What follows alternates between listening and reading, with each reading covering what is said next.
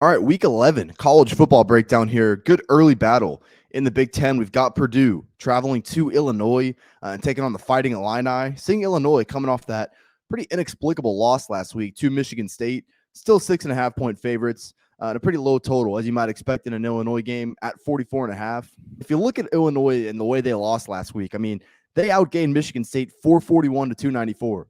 It wasn't a matter of not being able to move the ball. They threw for almost 300 yards, couldn't finish drives. Red zone efficiency, and just when they got into plus territory, weren't able to convert it into points. As far as how that carries over into this week, I think this is a pretty favorable matchup going up against Purdue.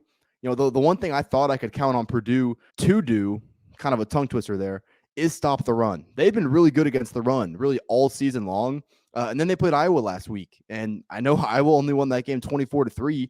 I think it could have been more. Iowa dominated that game on the ground, and that's something Iowa hasn't shown all year. Iowa's been piss poor offensively all season in the pass game and the run game up front, and they really just out-physicaled this Purdue defense. So when you talk about Illinois, they're a lot more balanced than people think. I know Chase Brown had a really good start to the season, and he's a good back. Not an elite back, though. I think the way some people thought he could be, seeing what he did against Wyoming and some of his easier matchups early in the season. Tommy DeVito for Illinois has been quite a surprise, completing over 70% of his passes. He's not asked to make a ton of, 40, 50-yard throws. That's just not what Illinois does in this new system.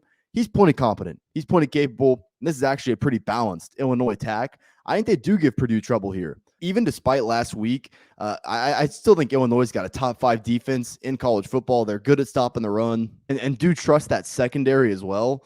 That's really what you got to worry about with Purdue. I mean, they're clearly a pass-first team under Jeff Brom.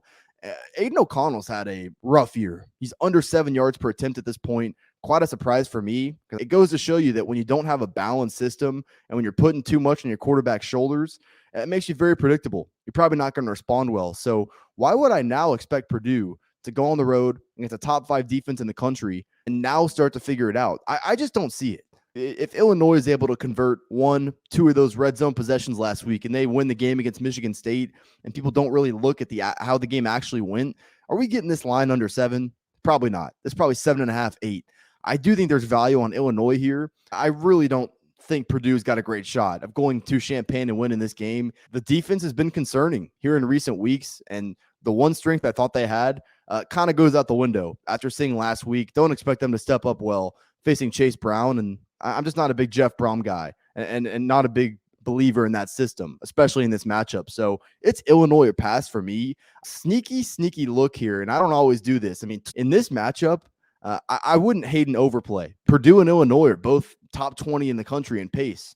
I would venture to say that nobody thinks that about Illinois, but they brought over Barry Looney this year, who was formerly at UTSA.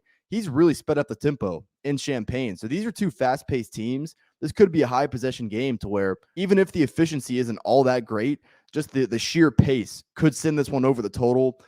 Once again, that's something I'm going to have to look at a lot more before I lock it in because it's typically not my style. But don't hate that look. I wouldn't play this game under. I'll tell you that. At the end of the day, though, from a side perspective, do think Illinois bounces back here. Do think this line is somewhat reactionary to a pretty misleading result last week. I lean pretty heavily towards Illinois at this point. All right, guys, before we get out of here, I know you see this quarter zip right here. Head over to proud90.com for all your golf apparel needs. With the colder weather now here, they got a great selection of hoodies and quarter zips for you. If you've watched the channel, you've seen me rocking the polos here all throughout football season. Browse their selection. If you see anything you like at checkout, use code Fordham. It's going to get you 15% off your entire order. That's code Fordham at checkout. It's going to get you 15% off your order. Support me. Support Proud90. Proud90.com.